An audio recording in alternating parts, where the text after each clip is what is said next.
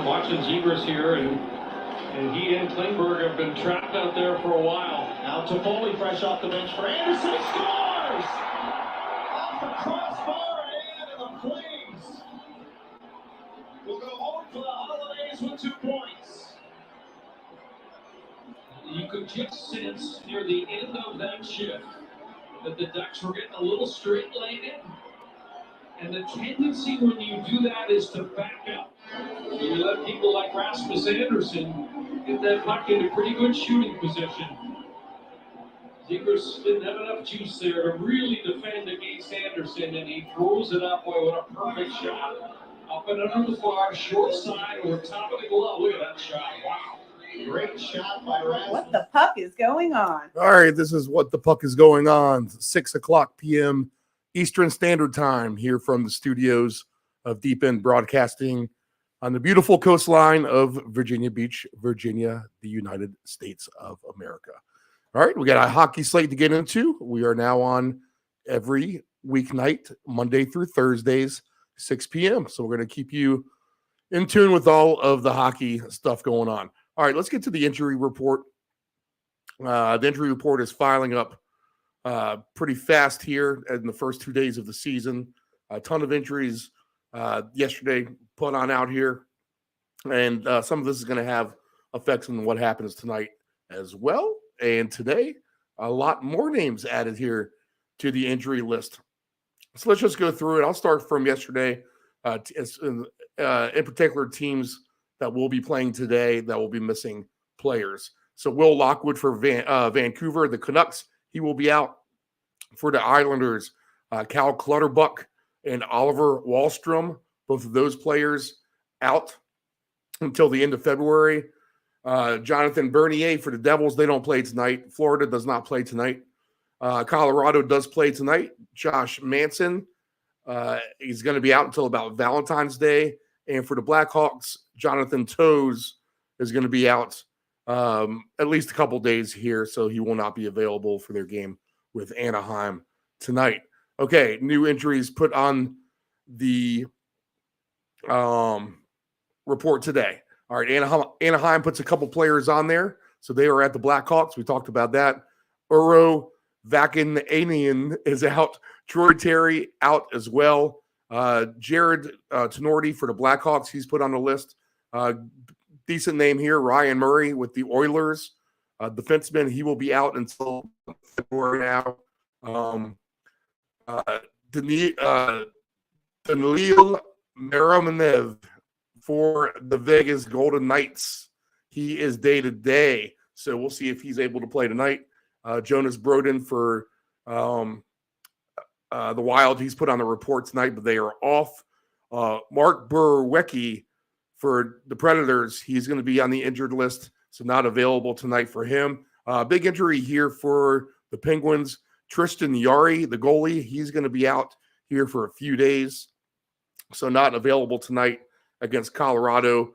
Chris Dreiger for Seattle, the Kraken, they were at the Islanders. Remember, they had the big trade just right there before the All-Star break. He's going to be out for the whole month for Seattle, so they'll be missing him. And then San Jose, they put a couple players on the injury report as well for their game at Tampa Bay tonight. So quickly recapping, we talked about some of these teams that were on the back-to-back yesterday when Dave was running the show, that they're going to have an advantage perhaps because the other team has not played. They may have some rust issues, might take them a minute to get their legs underneath them. This is a system that is just not me saying it. This is a somewhat known system to the professional NHL handicappers. You look to take advantage of a team, even if they are on the back-to-back, they have better legs than the team who has not played. So they're going to be a little bit faster to start the game, and maybe that leads to goals or a little bit of sloppiness for the team who hasn't played. So advantages there tonight for sure. And the games that we have teams that played last night, that's going to include Tampa Bay. Now they'll host San Jose. They got their butts kicked last night in Florida, 7-1 down there in Miami.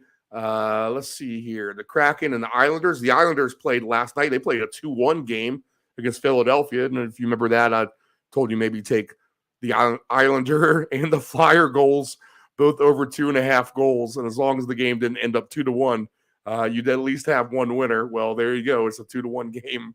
And the Islanders host the Kraken tonight. So this is their second game where Seattle has not played. Edmonton is at Detroit. Those teams have not played yet.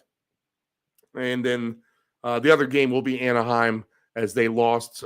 They rallied but lost to the Dallas Stars last night. They are at the Chicago Blackhawks today. So we have 6 games on the slate.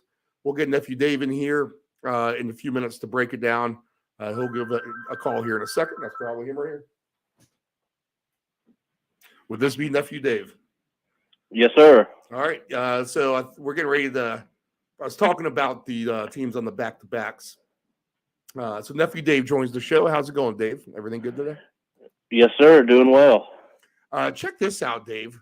And we're talking about a long time here, but did you know that there are, I think, 7 teams, and I might be even wrong. I think it is actually 8. Did you know that there are going to be 7 or 8 teams on Saturday that have yet to play an NHL game this week? Yeah, the Capitals being one of them. Oh, really? Okay. All right. So you did know that. So that's going to be a lot of fresh legs, and they're all on the road too, is my understanding. So that's going to be a lot of teams with their legs underneath them against a lot of teams who have been sitting around a long time at this point. And I think even by Saturday, you have a few of these teams. When I was looking, that would be their 3rd game back already. I mean, you got to talk about some kind of advantage there. Yeah, absolutely. A lot of these teams, or a couple of the teams that, they played up until, I think it was Thursday, I believe, was the last games for everybody. So teams like the Caps, there's a couple of them, and I can't think right off the top of my head, Steve. But that's going to be, in my eyes, that's going to be a disadvantage for teams like that. Long break, all-star weekend. These teams are sitting around, especially the Capitals, man, that they don't play a game till, Saturday afternoon, and it's against the Bruins at that. Okay, so it's something to look forward to all week with that. Right, the first game we got on the board tonight is a 7 p.m. Eastern Standard Time face-off. Colorado, the Avalanche, they are in Pittsburgh against the Penguins. Right now, the way that these two seasons have gone, I would say there's somewhat of a mirror job for each other. So this is an interesting matchup. Already mentioned that Tristan Jarry is so we lost Nephew Dave there. He'll call back in a second. Already mentioned back that Tristan Jarry is going to be out for the Penguins goalie. I got you. So, yeah, Dave, Tristan Jarry is out for the Penguins. I didn't know if you saw that on the injury report or not. So missing a goalie tonight for the Penguins. They have the listed goalies here as Casey DeSmith will be the one goalie, and Pavel Francouz will be Francois. Francois. I know it's funny pronouncing some of these names, to be real. Francois is the other goalie listed. So he's the Penguins goalie, correct? Francois, I believe, is the Colorado Avalanche goalie. So where the hell has he been all season? All right, so let's confirm this to make sure I'm not giving out any bad information. No, it's funny you say that because he got a lot more playing time last year, and he did quite well, through the Cup run for Colorado when he was called upon. He is absolutely a solid backup. Okay, all right. The Colorado goalie, Francois, against DeSmith, the goalie for the Penguins. Man, so that tells me right there. So you think he did a good job, but not playing much in net. These teams can actually put up some offense, so maybe I'll be looking at it over in this game. But let's go through some of the numbers real quick. That's just my gut reaction after that discussion. We're right about even on the line. Colorado is at minus 113 now. The Penguins, if you like them, minus 106. So easy number if you want one of those straight up. 6.5 is the total, shaded slightly to the under. Here are the 2 goal scorers popping up here pretty easily. They even have a 3 goal scorer now. Okay. So let's see here. If I'm looking at an alternate puck line, I just think this is going to be somewhat of a closer game, potentially, but minus 1.5. If you like the home team, the Penguins, is plus 220. The alternate puck line, minus 2.5 for the Avalanche, is at a plus 390. Let's see, the 60 minutes money line with no push is plus 138 for the Avalanche. Penguins, plus 146. And then on the team goals for Colorado, over 3.5 is a nice plus price at plus 138. The Penguins might be getting the favor here with laying heavy juice minus 172. The Penguins just needing 3 goals to win that bet. If we go back to the injury report one more time, we talked about Colorado's. They're coming back relatively healthy. They'll need Landesberg back, but they won't get him back at some point for some time. John Mason out as well. But Colorado, with that break doing them well, comes off pretty clean on the injury report. We talked about Tristan Jarry, the goalie, out here for a few days anyway. No really other major injuries to talk about. The Penguins with just a couple players on there. Do you have an angle on this one? So, Steve, the thing that jumped out to me that I'm going to take a shot on, the Penguins, I believe, we talked about this. I don't think we talked about it. Actually, we did towards the end of the show last night, how I referenced that the Penguins and the Capitals seem to be, kind of mirror images of each other. And what I mean by that, and the point that I'm getting to is they go on these runs where they look really good, like the team, most people know the Penguins to be, and then all of a sudden they start dropping a few and they're sliding back, in the standings, flip-flopping, they're right there in contention. So not a bad team. We know mostly who they are, but they do have a tendency to struggle. And I believe Colorado, you mentioned that they're coming back relatively healthy, and they've picked it up lately. They're playing a much better brand of hockey than when the year started, and navigating all those injuries. So I tell you what, Steve, I would look at Colorado on the 60-minute line. I have it only 2 better than you at plus 140. So really the same number. But I would probably take the chance on Colorado. I feel like even though they are on the road, I just feel like they have a chance to get it done here and maybe catch the Penguins, coming off the break, not as, crisp as you would usually have them. Colorado 7-3 in their last 10 games for what that's worth. They do have 14 wins on the road to 9 losses, and they have not gone to overtime at all either. So that's a good stat as far as taking that 60-minute line for Colorado. If you look at the Penguins, they're right at 500 hockey for the most part. If you want to count the getting the point around 500, they are actually 6 losses there, but 3 of those come in overtime with the 4 wins. And a good record at home, 14-6-4 for the Penguins. They give up a lot of goals. They've given up 153 on the season, which is upper mid-pack for the most part. And they've only scored they've scored 161, which is a little bit lower than what you would think they would do. Colorado, for them, they've given up less goals. Have scored right there 151 goals. So underachieving as well a little bit offensively, but they've always been dealing with the injuries. I like that play, actually, Dave. I like that 60-minute line angle you just took with Colorado. I think that makes sense. but again, you got the rust factor involved here. But the Avalanche, like you said, surging. So maybe that's a good play overall. For me, I think that's just a general pass overall, but I do like that Colorado angle. Okay, let's go to the next game.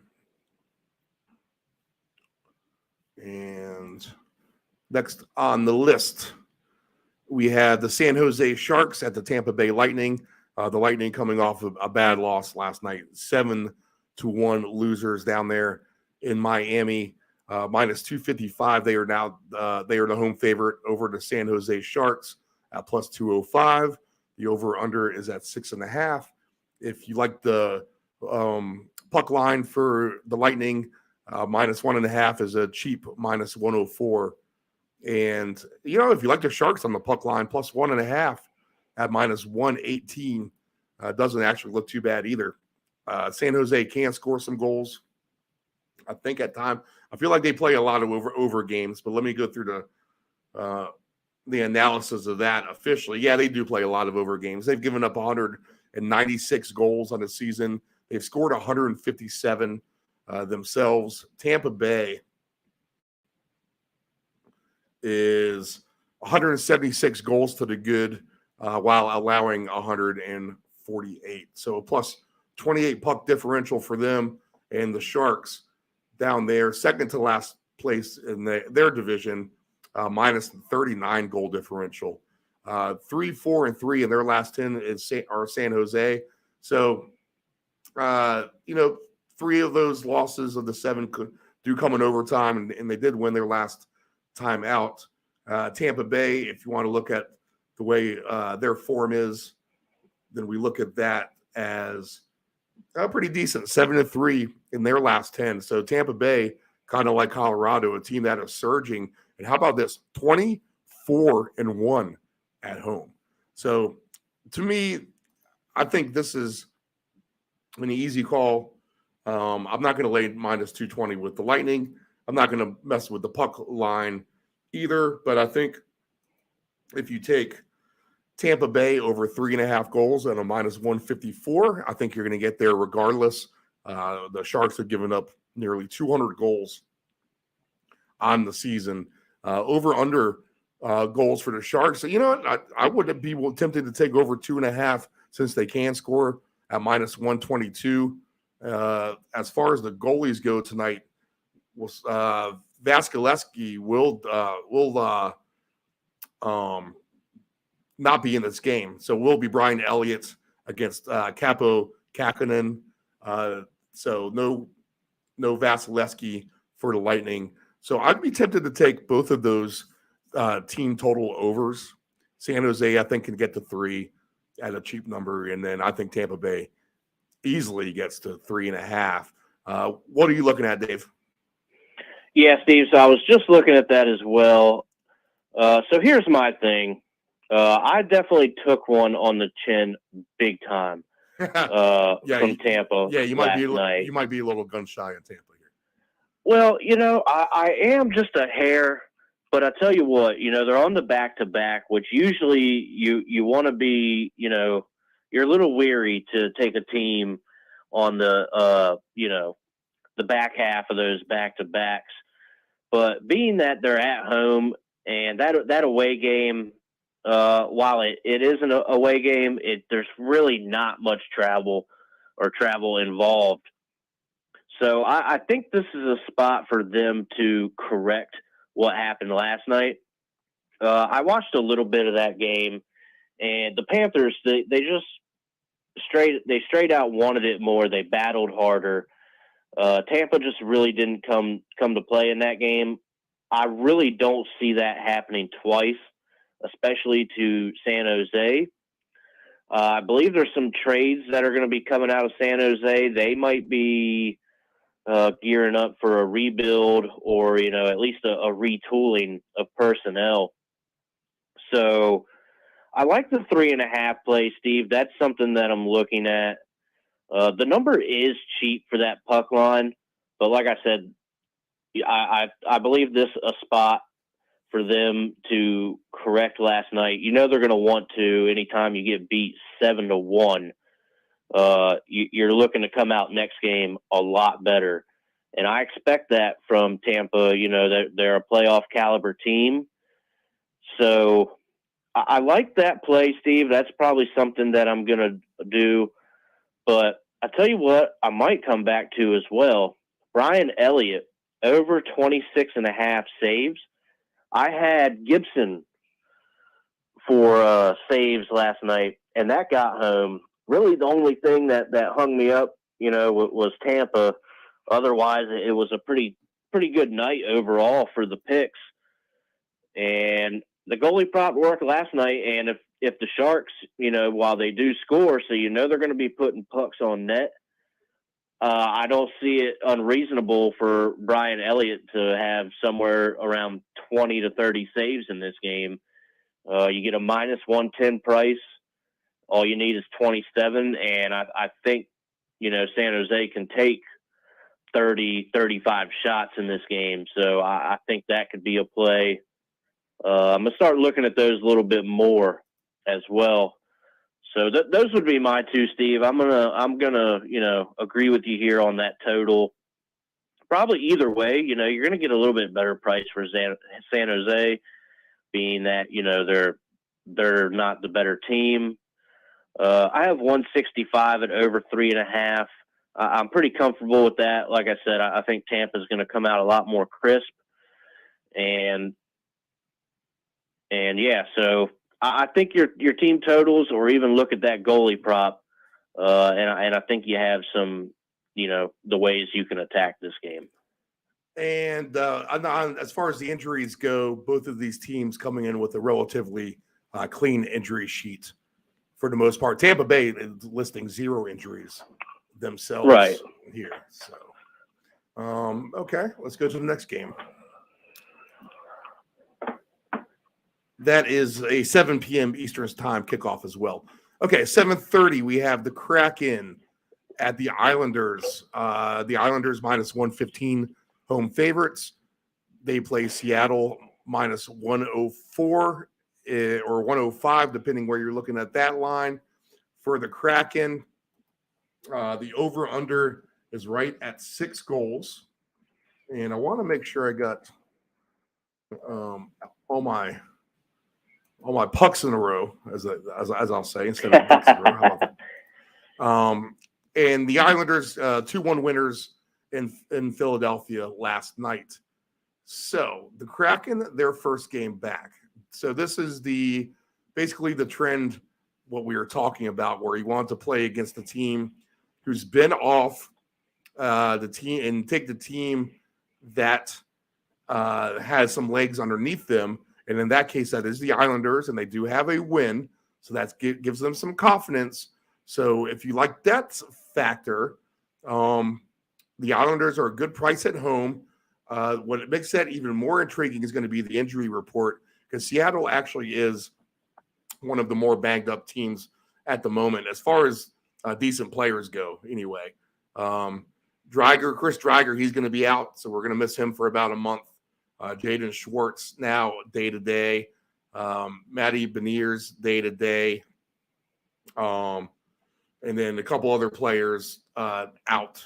Jonas Donskoy, he'll be out until July, so we won't see him again. And then Justin Schultz, he might be come back here soon, actually. So that's placed on the injury report, Schultz. So the Islanders coming in, they're going to be missing a couple players themselves. We talked about Cal Clutterbuck and Wallstrom, both of those players updated on the injury list with extremity injuries, and both of them unavailable until about March 1st anyway, it looks like here. So the Islanders get a good price at home if you think that they can beat the Kraken. The Kraken is everyone's little darling right now, I feel like. So maybe this is a good opportunity to take the Islanders when everyone's all pumped up for the Kraken and what they have done. And they've had a great season so far. The Kraken sitting right there in first place in the Pacific right now They are percentage points and a game up over the Kings and percentage points in first place above Vegas. And man, log jammed right there at the top is Edmonton there as well. The Kraken, 177 goals scored. They've given up 151, 16-5-2 on the road, and 6-3-1 in their last 10. So they are coming into Long Island with good form here. Right at 500 for the most part are the Islanders, 4-4-2, but they have won 3 in a row themselves. So they're a little bit hotter. Not that great of a record at home. It is above 500, 5-9-2, but not dominating in any kind of regard. You know what? I just think it's the Islanders or nothing on the basically almost on that system play since they have the one game and the win. What about you, Dave? What might you look at here? Yeah, I would probably agree. I mean, everything in me says that I really want to take the Kraken in this game because I do feel like they can win. But the Islanders coming off a win last night. And, yeah, I mean, you have a team that's been resting, you know, and it's going to take them a little bit of time to get back into it. While the Islanders may have their legs, I mean, that could be the play tonight. I have the over/under at 5.5. So I'm probably going to play the over here. That's usually when I fire on these overs. 5.5 is usually my number. So I'm going to take an over here. I think both these teams can probably score. But another thing I was looking at, I'm going to go with a player prop here. And I'm going to go for their new player that they picked up from Vancouver, Bo Horvat, over 2.5 shots on goal. You're getting a minus 105 price for that. They went and got him for a reason, Steve. So you got to think they're going to want to get him integrated and get him familiar with how they're doing things there for the Islanders. Plus 11-1 for the first goal tonight. So, yeah, I mean, I think that's probably actually, you know, Steve, that's what I'm going to do. Bo Horvat for 3 shots on goal, you know, for a 105 price. I like that. You know, switch it up. We're going to go with the player prop with this game. Horvat plus 156 anytime goal tonight as well. So he is the favorite to get an anytime goal. You have Brock Nelson at plus 210. Barzell is plus 260. Burakovsky plus 270. That's a nice price for Burakovsky, to be honest. Plus 270 for him to get a goal. So, yeah, I could see this being an interesting, fun game. Is there a chance, though, that the physicality of the Islanders, I mean, could this I know you like the over, Dave, and Seattle definitely can't score. But, man, this is a juicy line in Ilya Sorokin to get a shutout tonight. 15-1 odds for shutouts for Sorokin against a team coming off with some rust, potentially. You know, I never bet these goalie shutouts. I feel like there's hardly any shutouts. So I guess why would I do this against the Kraken team who's in first place in their division? So we'll stay off of that. But I think I'll go with the system play for sure. And since you like the over, Dave, I'll go through the team goals here. The Kraken team goals are over 2.5 at minus 134. I do like that number. And over 2.5 for the Islanders, too, at minus 136. So here you go. Here's the game again, Dave. Since you do like that over, maybe a chance here to take both of these teams. And if one of them gets to 3, you at least get a split, and you'll just lose a little bit of juice. So maybe a good strategy there since both of these teams have that rare over 2.5 goals for the game, low juice style. What do you think about that? Yeah, you know, Steve, I don't mind that at all, actually. If we're thinking it's going to go over, which, you know, the Islanders, Sorokin, he is, I think he's probably a top caliber goalie. So I still don't like the shutout, but being that, he is, I believe, one of the better goalies, there's a chance that might come into play. But overall, I like that, Steve. 5.5 is usually always a fire on the overs for me. It's much easier than 6.5, and you're thinking, well, it's only one goal. You see it all the time. You get over 5.5, but you don't get over that 6.5. So, yeah, if that's the way we're trending, Steve, I think the team goals are in play. And the Islanders are the team that is the one that's going to allow less goals. They score less goals themselves. Seattle much more high flying at a plus 26 point differential here on the season. The Islanders just at a plus 5 in that Metro division, in which 6 of the 8 teams have a plus goal number. Dave, how about that? Yeah, absolutely. And another thing to note here, I'm looking at the goaltender matchup. Sorokin, I believe, much better than Martin Jones. I'm not a huge Martin Jones fan. I think he's pretty average. I'm a little surprised that he would be starting, but like I said, I'm not very comfortable with Martin Jones. So yeah, I mean, let's fly with those numbers we have. Okay. Also, 7:30 p.m. Eastern Standard Time tonight, we have Edmonton at the Detroit Red Wings. The Red Wings were part of our topic last night about how disappointing they've been. Minus 178 for Edmonton on the road, plus 146 for the Red Wings. Over under is at 6.5 goals, shaded to the over, minus 128 if you think these teams are going to get to 7 goals. So they're expecting some pucks to go in on the net. And I think that they will go in, at least on the behalf of Edmonton, Dave. So if I'm looking at team goals for Edmonton is over 3.5, just minus 112. Minus 140 for the Red Wings. Get over 2.5 goals. Line game. If you want to get a cheaper price on Edmonton to win in regulation, it's just 113, minus 113. The flip back on the Red Wings, plus 220 to get to overtime, plus 340. Goalies listed in this game. Husso is the only one listed that I see right now. So Husso is the only goaltender that I got up here. And let's see what else. As far as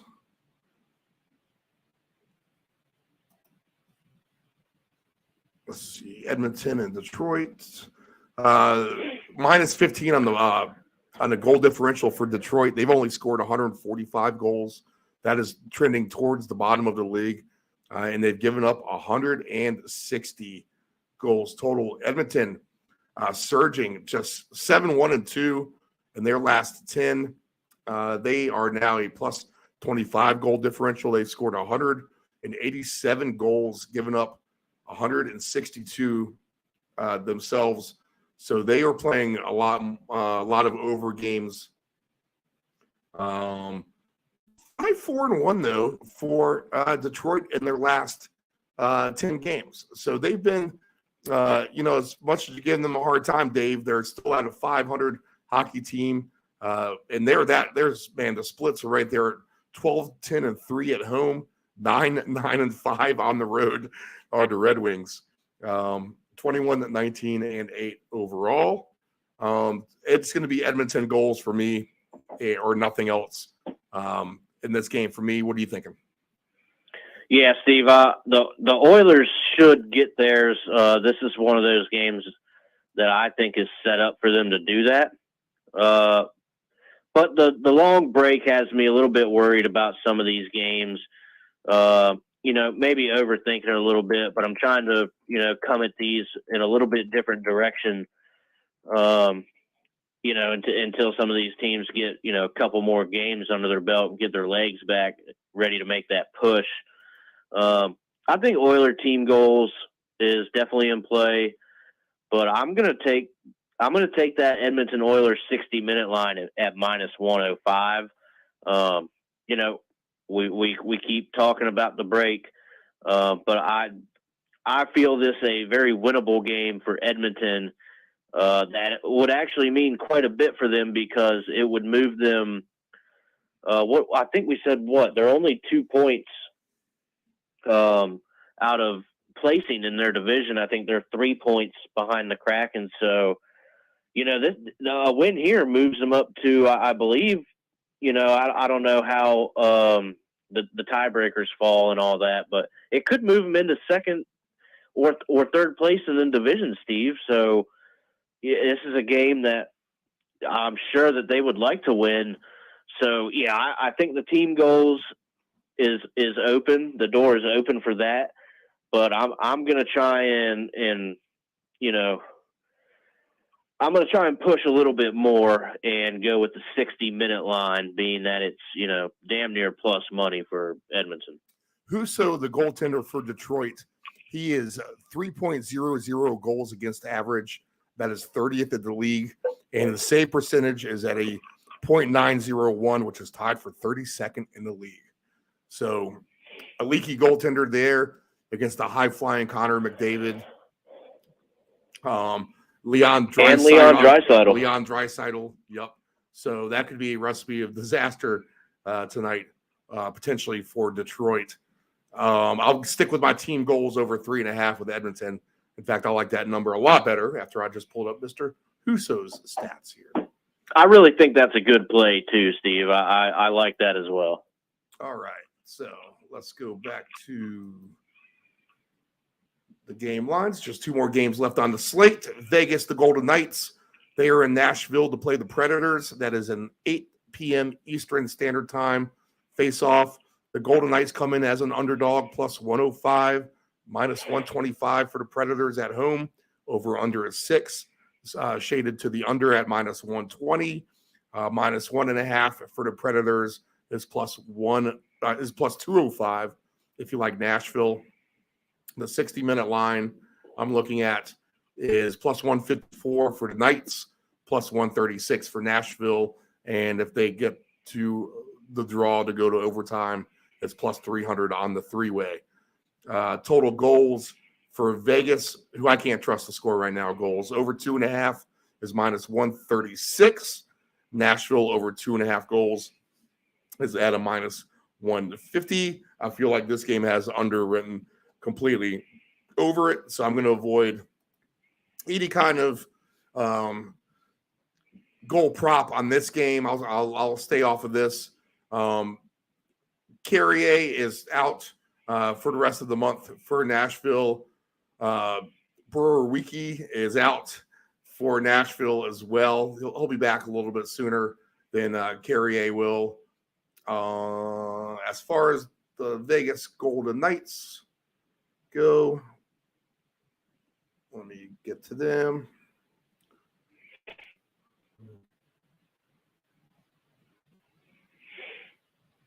Yeah, see, I don't like how they put Vegas in the V's. Doesn't need to be in the L's. You would think. So that we all know Mark Stone. He's been out.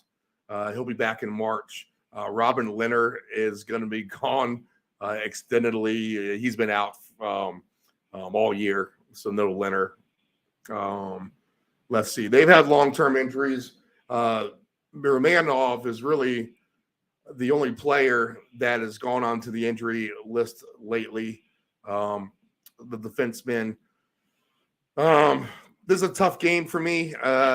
Vegas just hasn't impressed me too much here in the standings. I've been kind of sour on them all year, kind of stepping back. And although they've played well and are right there in contention at the top, they're just 2-6-2 in their last 10 games. They are 15-5 on the road. They've lost 4 in a row. So that's troubling. And Nashville is a team that is won 3 in a row. So you can say that they are surging, but just 6-4 in their last 10. But a much better a much better home record than a road record. 14-7-3 at home for the Predators. And you talk about low numbers on goals. Just 137 goals scored. They've given up 141, so a -4 for Nashville. Vegas, they've scored a little bit more, 160. They've given up 148. They are a plus 12. I feel like the safest thing for me to do on this one, Dave, where I think I do like Nashville at home, is going to be a pass anyway. The rust factor is going to be too much. I've seen too many Nashville games for me to want to bet on them. I'll tell you that. Yeah, Steve, I can't say I blame you. I'm going to take the rust factor, and if I was going to do anything, I have that over under right at 6. Maybe we see a 3-2, maybe even like a 2-1 type game. That under 6 is at a minus 120 price. That's probably how I would go in this one if I'm going to, do anything with it. I don't trust Vegas also completely. They had it going, and I was like, okay, this is the Vegas team we thought they're going to be. And then, you look at the record on their last 10 games that you just said, and you're like, oh, well, there goes, any kind of shine that I had towards them, which, it's always so up and down throughout the year. It's a long season. So that can certainly change, but I think I would just use the rust factor and go under 6 in this game, maybe. You know what, Dave, too? Here's what I would contemplate doing. You're going to have to pay a little bit extra juice, but under 6 at minus 120 looks fair to me. But when I look at the alternate puck lines or alternate total goal lines, and I'm looking to go under 5.5, I'm just getting plus 108. So that doesn't seem like I'm getting swayed enough to get one less goal, right? Where on the other hand, if I go under 6.5 at minus 152 and pay the extra juice, now I can land at 4-2 either way and still win my bet without pushing. I'm paying more juice, but I think there's a lot more benefits in this alternate total goals play to go and take the extra juice and go under and get an extra half goal to play with than try to shave off a half a goal and try to win that way. Your thoughts on that? Steve, I'm looking at it, and I'm not mad at that play at all. I couldn't agree more with you with that 5.5. I mean, you go, for me, you're going from minus 120 to minus 105. I couldn't do that on that line. It helps your cause, maybe payout wise, but I tell you what, that's just not enough to bring me to that team. That's for sure. So again, I couldn't agree more with you there. You could certainly move that 6.5. I like that play. That kind of nothing is assured, but I think you have much more of a cushion with that 6.5. I would be surprised. Now, anything could happen, but I would certainly be surprised to see 7 goals in this game between the Knights and the Predators. Yeah, absolutely. Okay. Final game on the docket tonight, 8:30 p.m. Eastern Standard Time kickoff in Chicago. The Blackhawks are minus 128 favorites over the Ducks, who played last night. They played decent. They rallied against the Stars to force overtime. If you had Dallas minus 1.5, you probably weren't too happy seeing a 2-0 lead evaporate to the Ducks. Plus 106 tonight for the Ducks.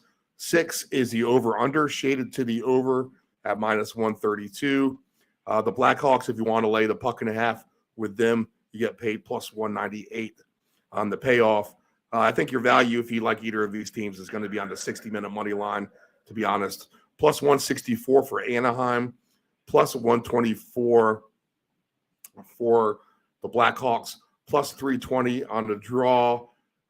Team goals here. I think this is going to be your shot to do your over 2.5 team goal play here to take both the teams and hope for the best.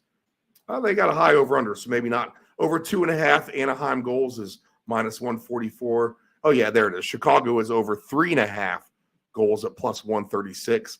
I don't know if I could trust the Blackhawks to get to 4 goals, to be honest. The injury report, if we recap that and go all the way down, Chicago, we talked about Jonathan Toews being out. They just go ahead and put on Jared Tenorti too. So both of these players out, but just on the short term. Chicago missing some players, nothing long term for them at least. Anaheim, they're basically in the same boat, just a few short term injuries for the Ducks. And the Ducks, I can tell you without looking, as I said this last night on our show, is they've given up the most goals than anyone. 208 goals allowed by Anaheim, just 127 scored, and minus 81 on that puck differential. That is terrible. 7, 16, and 5 overall. But, they played fairly decent, 4-4-2 in their last 10. Chicago, 6-4 in their last 10. How about that? The Blackhawks, though, they're going to have a terrible minus 58 for them. They've just scored 118 goals on the season. How can you trust them to get the 4 goals tonight? I guess you do against the Anaheim team who's given up 208. That's how minus. So 176 goals conceded by the Blackhawks. Oh, man, this is not a game I don't think anyone wants anything to do with. But that being said, I'm going to trust the trend of the team having their legs underneath them, and that would be Anaheim in this case. Stolarz and Mrazek are the goaltenders listed for this game. So 60-minute money line, no overtime. I'll take a chance with that in my small parlay I have going on, Dave. Plus 164 for the Ducks. That's a nice payoff for a team who battled well in Dallas last night. So go ahead. What do you like? Yeah, Steve, I'm glad that you mentioned that because I watched a good deal of that game because, I had that Dallas Stars goaltender prop.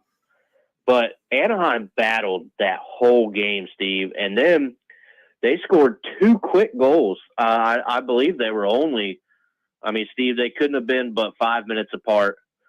They forced overtime, and then they go and lose in a shootout. So they survived the 3-on-3 play, only to come up, shorthanded in the shootout, which, let's be real, Dallas Stars are a much better team. They have the better goal scorers. So I'm not surprised by that result at all. I would expect Dallas to win a shootout against a team like that.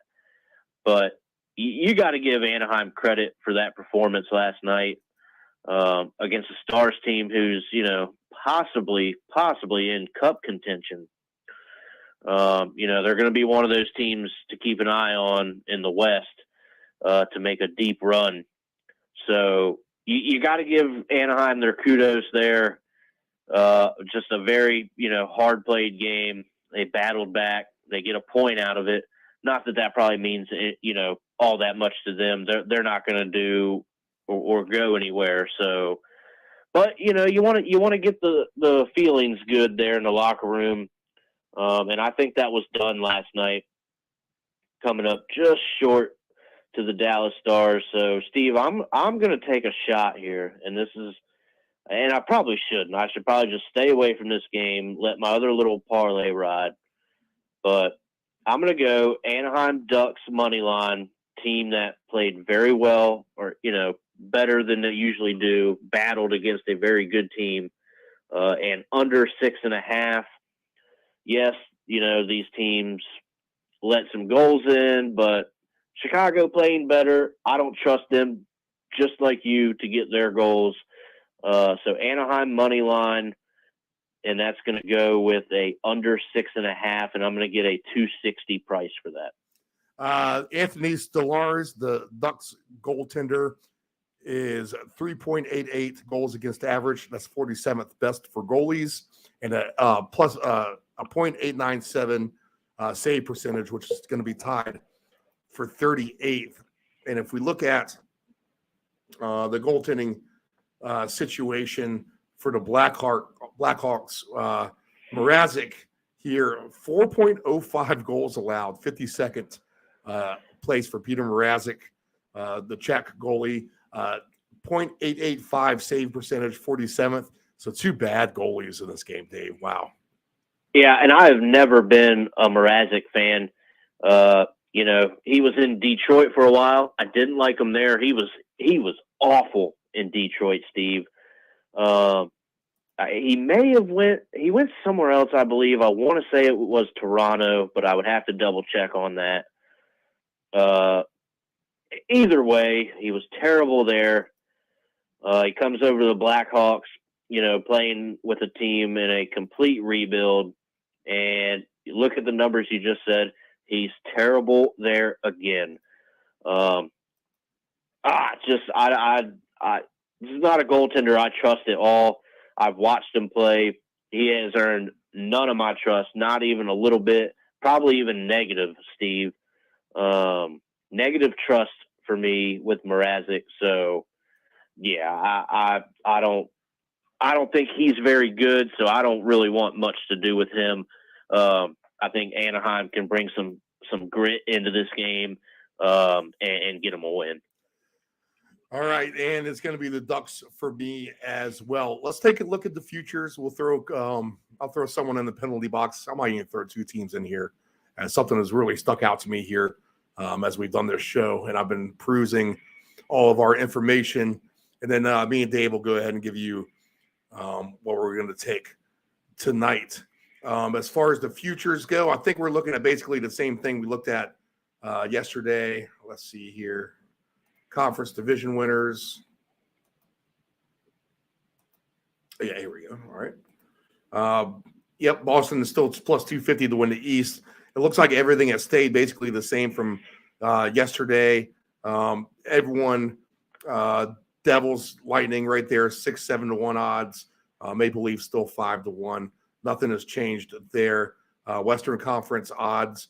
Right now, Colorado, the favorite at plus 320. A nice price on Edmonton at plus 600. There's Dallas at plus 600. I feel like that has slipped a little bit since yesterday, maybe not. Winnipeg is plus 1,100 still. Everything looks about the same in the Metro. Carolina minus 460 as the division favorite there. I think that's about what they were. Yeah, everything looks about right. Nothing really major has changed here. The Kraken still will be the favorite to win the Pacific at plus 150. Edmonton plus 250. All your good prices are right there in the Pacific. I think if you want to try to jump on something, and then obviously if you still like someone like Winnipeg or Minnesota, you're getting good numbers on them as well. To make the playoffs, let's see, the Capitals, we talked about them, minus 126 now, so that has dropped a hair.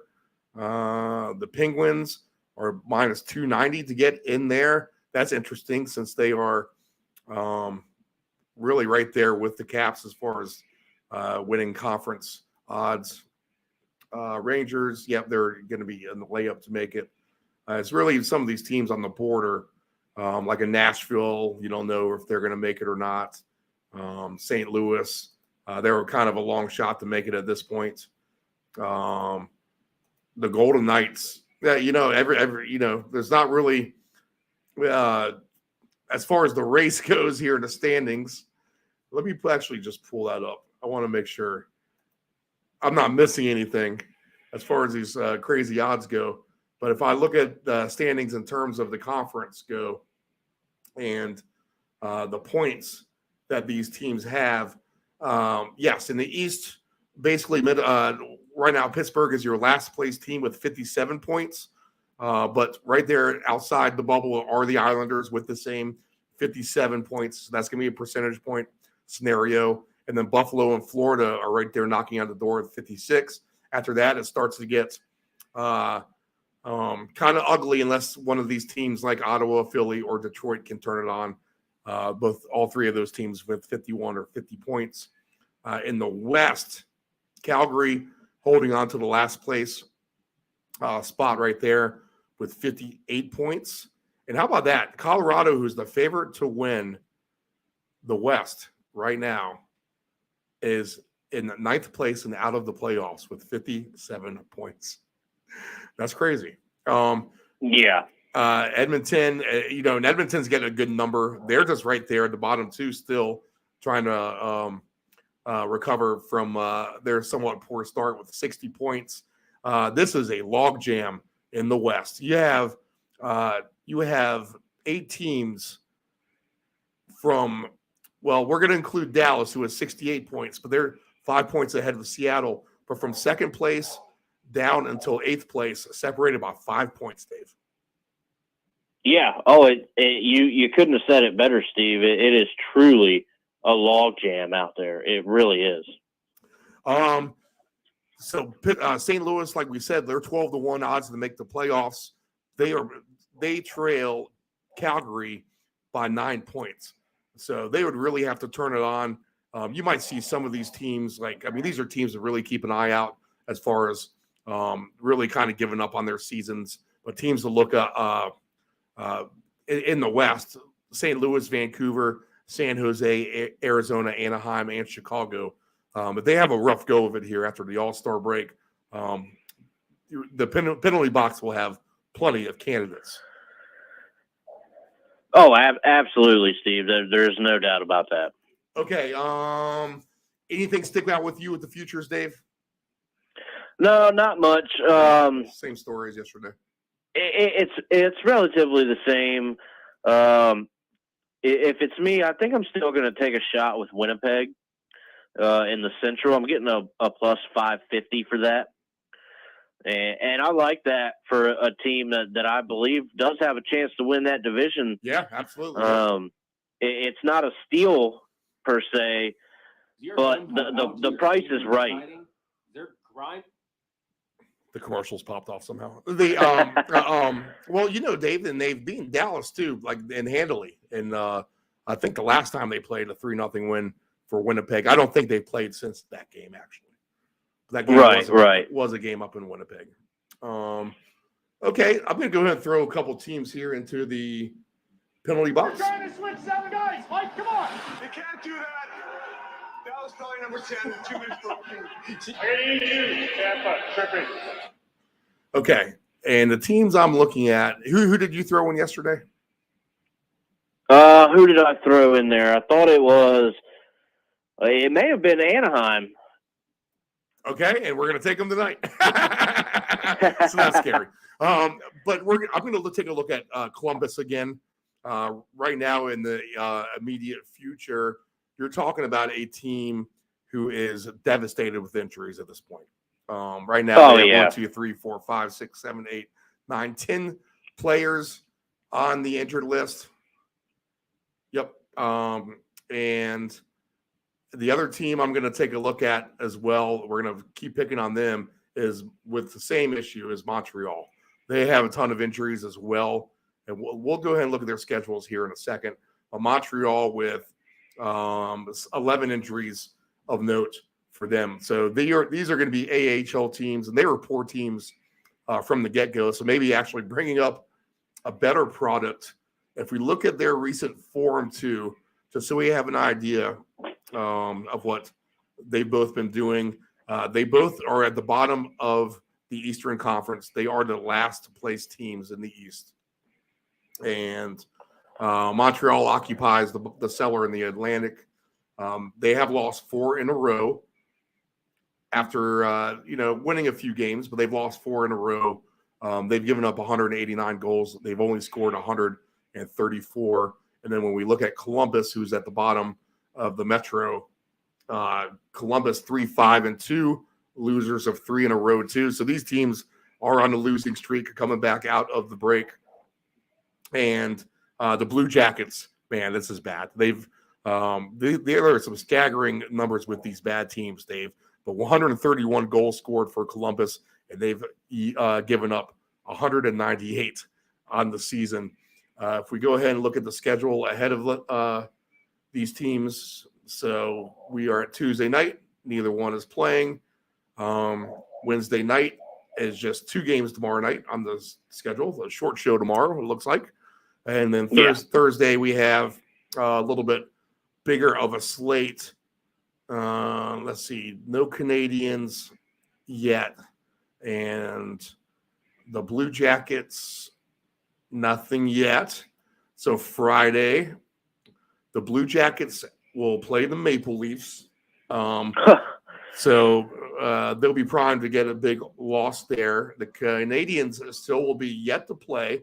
And let me see if the Maple Leafs have a game underneath their belt at that point as I rewind a couple days. Maple Leafs, nothing on Thursday. And then I don't think they play on Wednesday either. Nope. But a good game tomorrow, actually, with the Wild and the Stars on TNT. So we'll get into that tomorrow night as well. So the first action that you'll get for Columbus will be on Friday against the Maple Leafs, and that's going to be a bad spot as they'll play back-to-backs actually against Toronto. They'll go up to let me make sure I got that right. So the Blue Jackets will be on the road in Toronto on Saturday as well. So that'll be a good home spot to try to take them. And then the Canadians will be playing the Islanders, who will have had 2 games under their belt by this point. So that's going to be a bad matchup as far as physicality and having injured players coming off rust. Here come the Islanders looking to bounce you all over the boards. Welcome back to the NHL. And the Islanders, actually, they will play on Thursday as well. So the Islanders, this will be their 4th game back. They will have 4 games under their belt to where the Canadians have 0. How about that? Yeah, we'll be looking maybe even some puck line action at that point for the Islanders. Yeah. So a little bit we'll do, Dave's, I think, is on here Thursday. If I'm around, we'll make sure we stay on top of the weekend action as well. All right, this is your final picks, Dave. Let's hear them for tonight. All right, we're going to go Colorado 60-minute line. Over 26.5 saves for Brian Elliott this evening, goaltender for the Lightning. And over 2.5 shots on goal for Bo Horvat. Big name the Islanders just traded for. So that's a low number of shots on goal. I feel like should be achievable. And we have a -105 on that, Steve. I'm going to take a look at Tampa Bay Lightning on their total team goals over 3.5.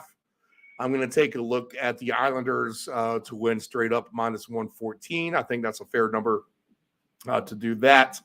And I'm going to take the Edmonton over 3.5 goals at a nice low juice number there at Detroit.